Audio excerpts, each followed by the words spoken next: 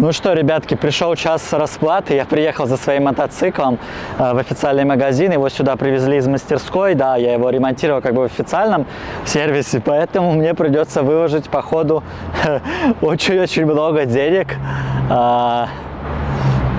Чего очень, конечно, не хочется, но мотоцикл вот стоит.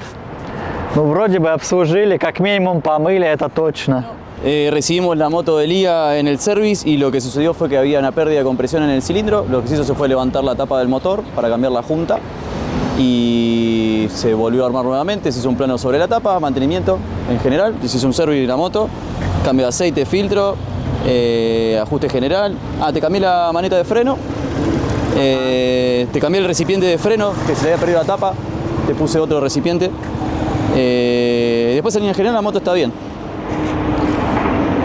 ¿Y qué pasó con la tapa? Por el exceso de temperatura, mucho tiempo andando quizá, empezó a soplar la junta de culata de cilindro.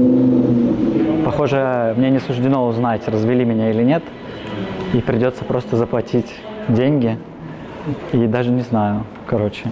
Вышла значительная сумма, чуть больше 500 баксов. Просто жесть.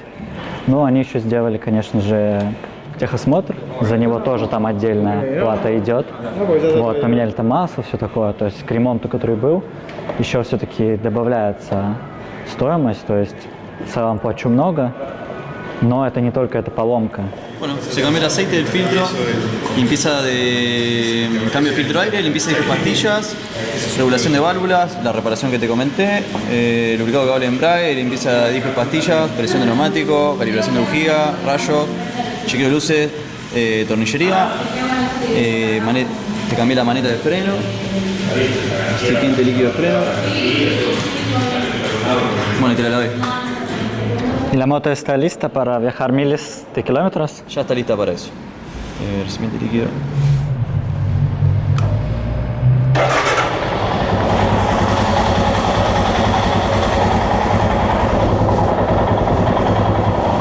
Поехали обкатаем этого потрясающего коня после того, как он прошел техобслуживание.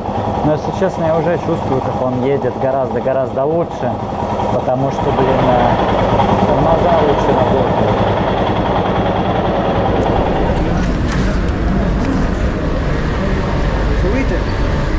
Subite y pasar así tranquilo. Ajá. Porque si no, no vas a llegar más así.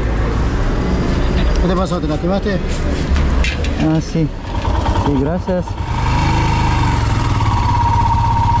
Hola. Офигеть. Центр города перекрыт. Вот автозаки. Возле них дежурит полиция. Бывают довольно жесткие протесты, когда подпаливают мусорные баки, покрышки и так далее. Но сегодня вроде бы все спокойно. Студенты протестуют против условий, да, против маленьких зарплат в университетах, против того, что отключают свет в университете, могут просто отключить свет, потому что университету не хватает денег заплатить за свет при текущем правительстве. Estamos hoy en una movilización histórica para el sector de ciencia y tecnología. Está todo el polo científico de la Ciudad de Buenos Aires lleno y en muchas ciudades del país hay movilización. Estamos hace un año y medio sufriendo las consecuencias de una política de destrucción de lo público y particularmente de la ciencia y la tecnología. Это университет, и здесь ученые, короче, вот эти люди, это студенты, но очень много именно ученых, профессоров, то есть люди и в возрасте, которые пришли как раз-таки побороться за свои права.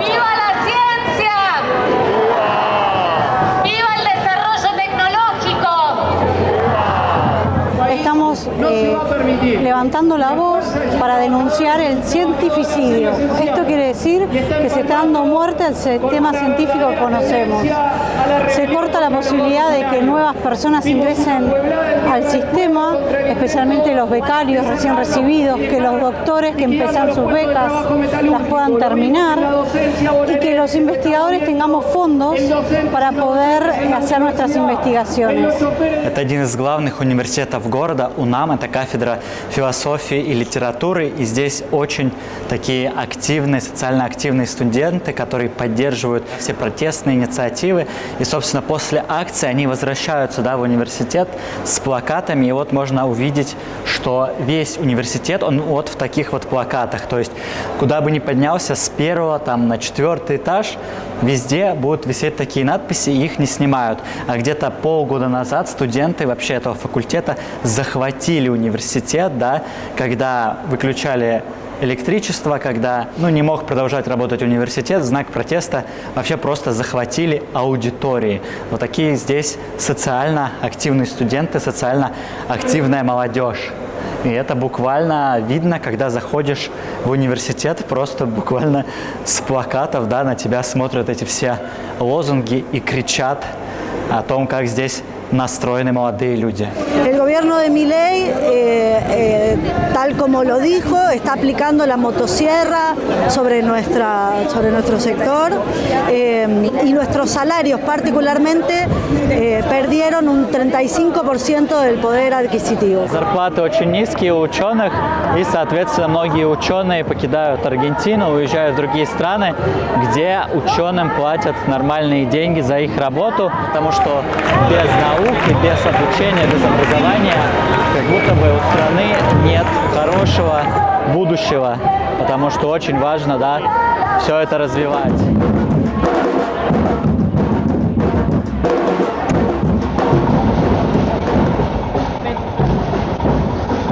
Вот здесь протесты становятся более плотными, как можно видеть. Сюда уже не пускают на мотоциклах, но я проехал. Я хотел проехать вот здесь по улице вперед, но я вижу, что там стоят полицейские щиты, и кажется, я там не проеду. Мне сейчас надо куда-то свернуть. Вот, вообще здесь кордоны из копов, на мотоциклах копы тоже. И как бы люди очень хаотично двигаются. Вот это вот дворец президента, и прямо напротив него протесты идут. Люди развернули флаги, как можно видеть, фоткаются с барабанами. В общем, классические аргентинские протесты в целом. Вообще все протесты, которые проходят здесь в Аргентине в последнее время, последний год, последние 2 года, это практически всегда против власти текущего президента.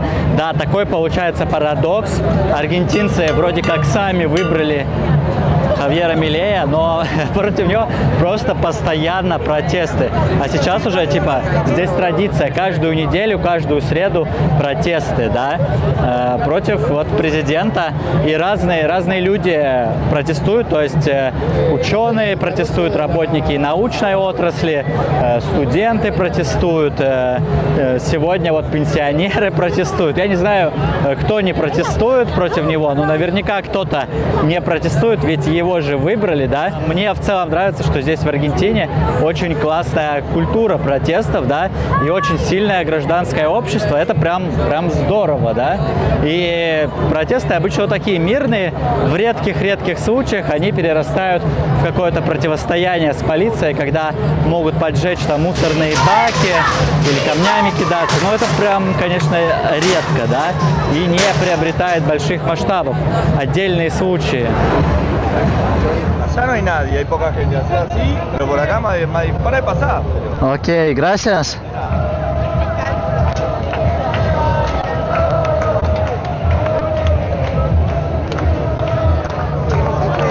Идем. У меня просто потрясающая новость для всех подписчиков канала. Мы наконец-то сделали собственный мерч. Я давно уже хотел это сделать, еще до аварии, но, к сожалению, она все затянула. И мы пошили футболки. В 2 цветах они представлены, в молочном и в пепельном. Есть разные размеры. Футболки на 92% из хлопка, 8% лайкры, чтобы они тянулись. С авторским принтом, да, там путешественник на товарных поездах едет в поисках приключений на принте. Давно хотел сделать этот мерч, еще до аварии мы начали его делать, но, к сожалению, все так сложилось, что не получилось. И вот спустя только 2 года, даже больше, мы заканчиваем первую партию. Заказывайте себе такую футболку, по ссылке в описании под видео она есть. Доставляем из Казахстана. В Россию немножко дольше из Казахстана будет идти, это нужно учесть. Вот. Но в целом по всему миру, да, доставляем. Оплата пока доступна только российскими рублями, вот, но мы работаем над этим. То есть в ближайшее время, надеюсь, добавим возможность оплаты через PayPal, и, соответственно, за границу тоже можем отправлять. То есть вы можете в целом заплатить, например, рублями, но адрес указать иностранный, и мы из Казахстана спокойно сможем отправить. Вот. Поэтому, если вы хотите порадовать себя или, может быть, порадовать друга, да, в качестве подарка ему купить, то можете таким образом это сделать, ну и заодно еще поддержать канал, да. В общем, спасибо, что продолжаете смотреть. Мерч по ссылке в описании под видео. Для того, чтобы вообще побороть какие-то страхи после этой аварии, мне пришлось вот эти 1,5 года заниматься с психологом, да, чтобы преодолевать свои страхи, потому что появилось просто неимоверно много страхов из-за того, что случилось. Я как бы перестал доверять миру. Поэтому мне до сих пор снятся кошмары. Иногда о том, как я еду на мотоцикле. Вот после того, как я поезжу, например, на мотоцикле, потом ночью мне могут сниться кошмары, связанные с тем, что вот такой автобус меня размажет где-нибудь. И бывает, ночью просыпаешься от этого и думаешь, это был всего лишь сон.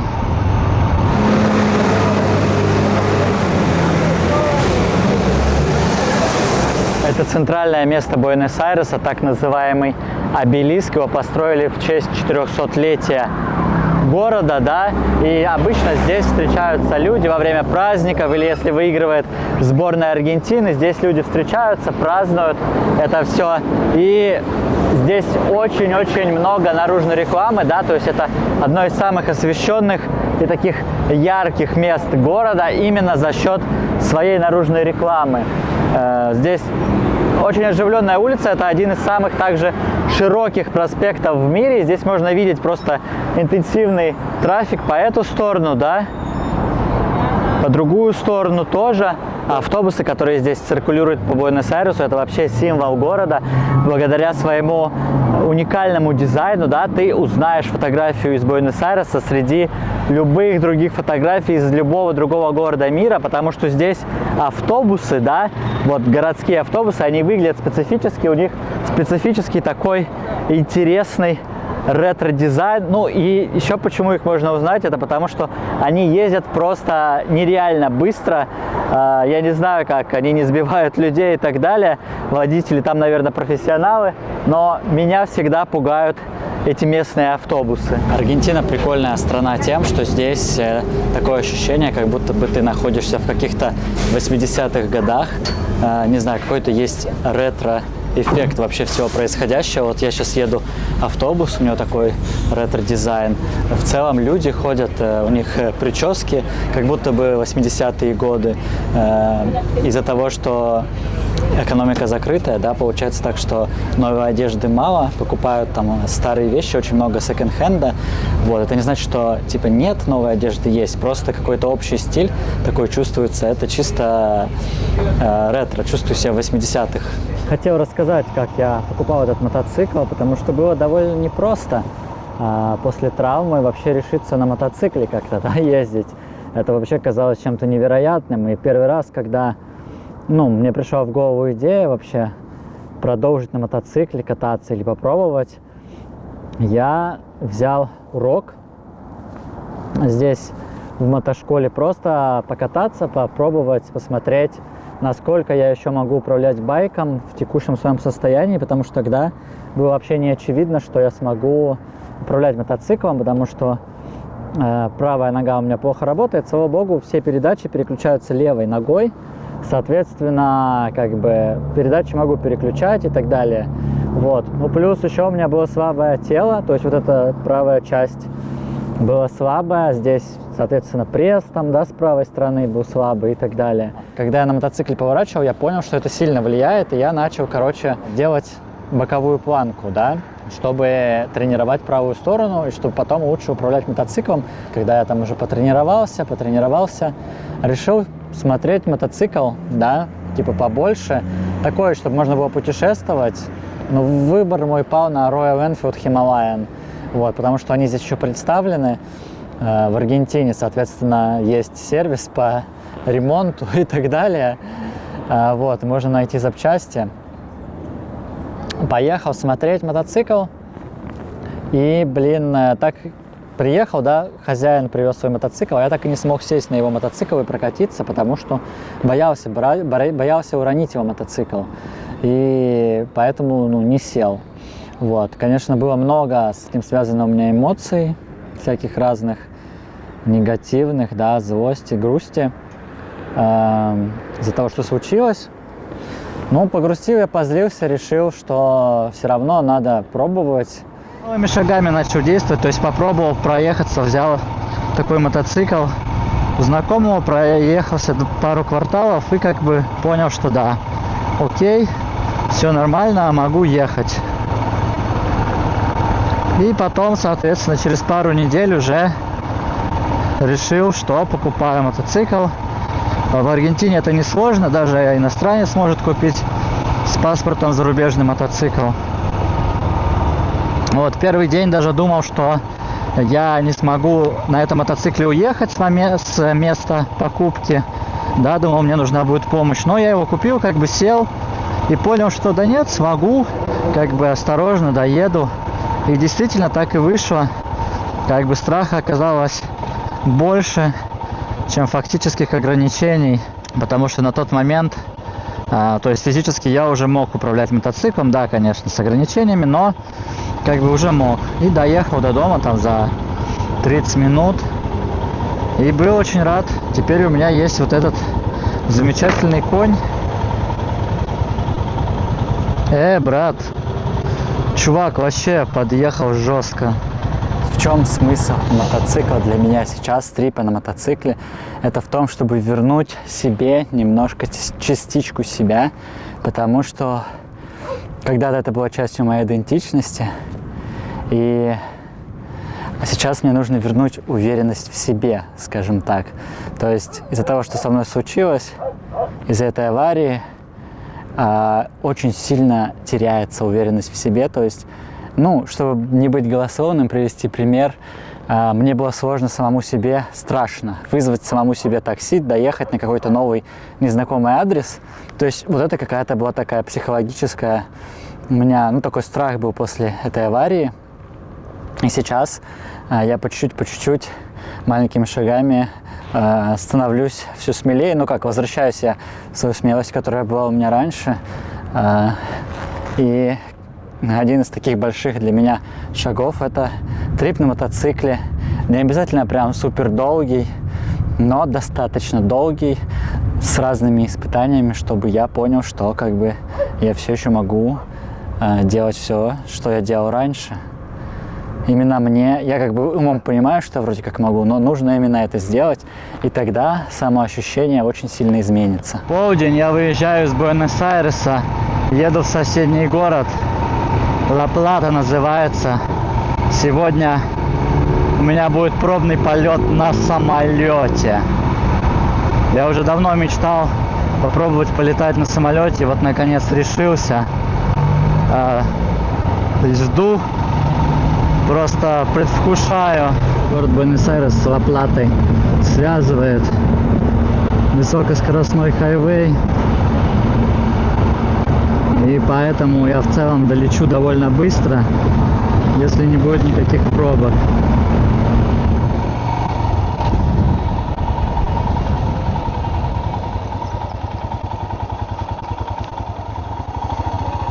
Hola, ¿eres David?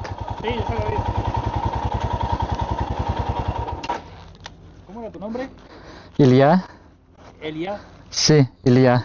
Elia. ¿Es el avión? Estos son los aviones.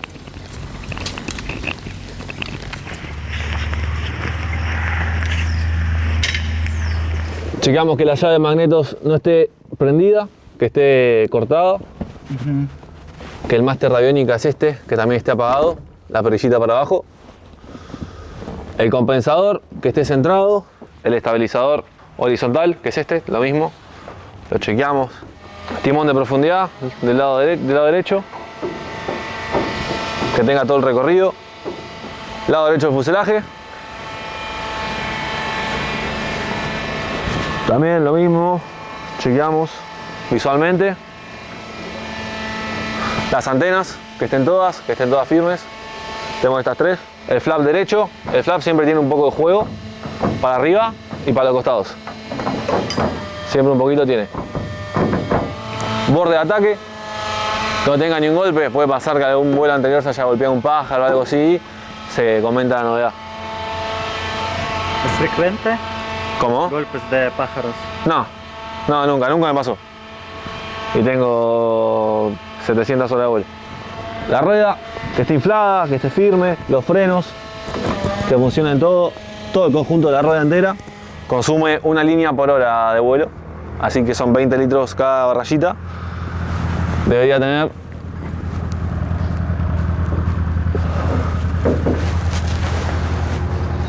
¿ves? Ahí está, en 3/4. Entonces tenemos para 3 horas de vuelo. Y el aceite ahí está en 5. El avión nosotros volamos entre 5 y 4,5 de aceite. Está en 5, así que está bien. La hélice siempre tiene que tener un poco de juego. Se escucha un poquito. Está firme, está bien.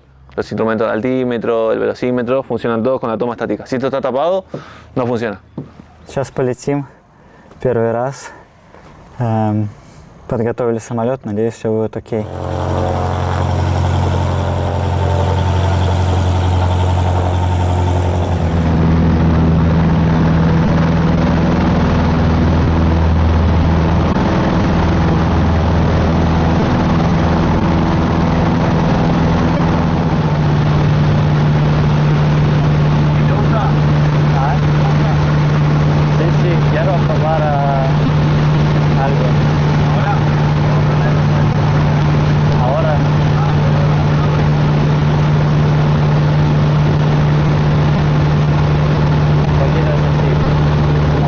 Плаваешь в океане воздуха. Вот такое ощущение, что ты не летаешь.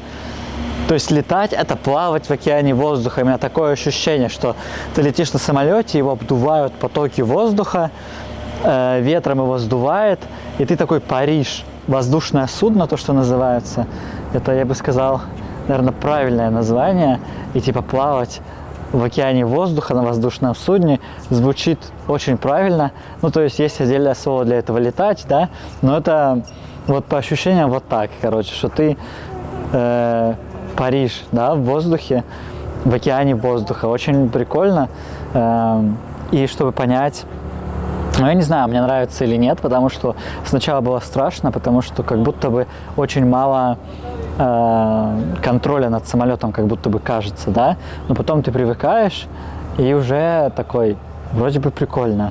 И, короче, чтобы понять, кажется, что нужно больше времени, больше полетов, но предварительно, да, мне как будто бы понравилось, да, в общем,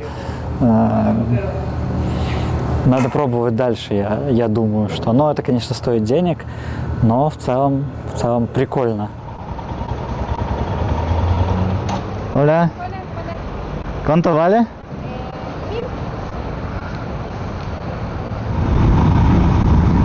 Очень сильно слепит солнце. Почти ничего не вижу.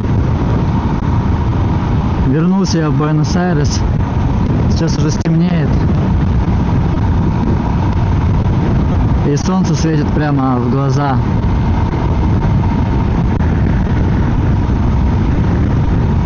Ребят, также хотел напомнить, что ситуация на ютубе сейчас довольно плачевная. Нет рекламы, ушло много рекламодателей, нет монетизации, поэтому я могу выпускать этот контент только благодаря вам, он существует, да. То есть я могу снимать новые видео сейчас только благодаря вам, потому что я так смогу покрывать расходы на бензин, на экипировку, необходимую для мотоцикла, на там замену масла, на ремонты и так далее. Поэтому подписывайтесь на Boosty, Patreon или шлите разовый донат на карточку, либо криптой. Реквизиты в закрепленном комментарии и в описании под видео. Спасибо вам большое. Увидимся на дороге.